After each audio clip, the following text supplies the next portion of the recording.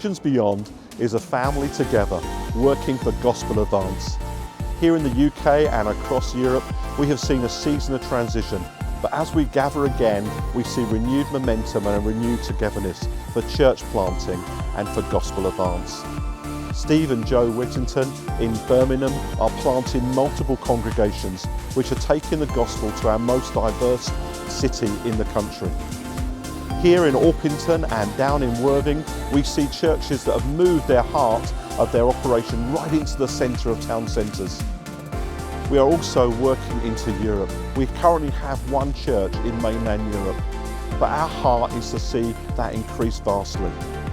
And as the war in Ukraine opened up, we have had opportunity to now partner into mainland Europe, and we believe out of this will come gospel advance. Thank you for your partnership. Thank you for your gifts. Thank you for your togetherness. Let's go take the nation and the nations for Jesus. América Latina, junto con España y Portugal, forman un campo de cosecha enorme para Regions Beyond.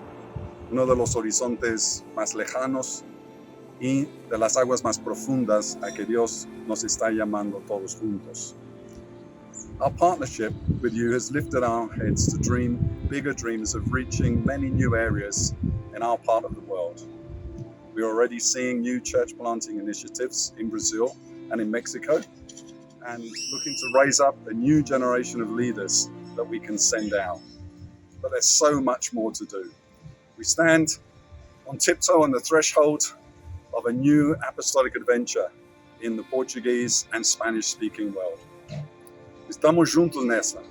Obrigado por irem junto com a gente. I don't need to tell you how great the need is in North America. It is obvious to us all.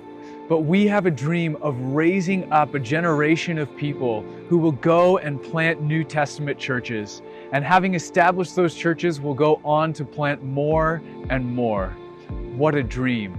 Over the past 2 years, suffering, persecution, and hardship has become even more real to us here in India. फिर भी इन सब के बीच में हम देख रहा है कि नया अवसर, नया लोग के समूह गरीबों के बीच में काम and नया churches हमारे सामने आ रहा है. From our early start of 4 RB churches in 2012, now we have 32 churches in 7 states and 4 new churches planned in 2022. And we have emerging connections in the city of Calcutta and in the nation of Nepal. And we are seeing many new initiatives taken in the area of education and welfare among the poor. कठिनाई कभी भी हमारा सपने को नहीं मार सकते.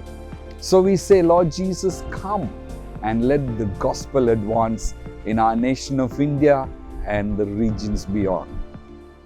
I've always had a dream of seeing God transform lives, and especially those of the poor and the marginalised, and seeing them at the forefront of what God is doing. And God has joined us with some of the poorest of the poor in Burundi, and we're beginning to see that dream become a reality.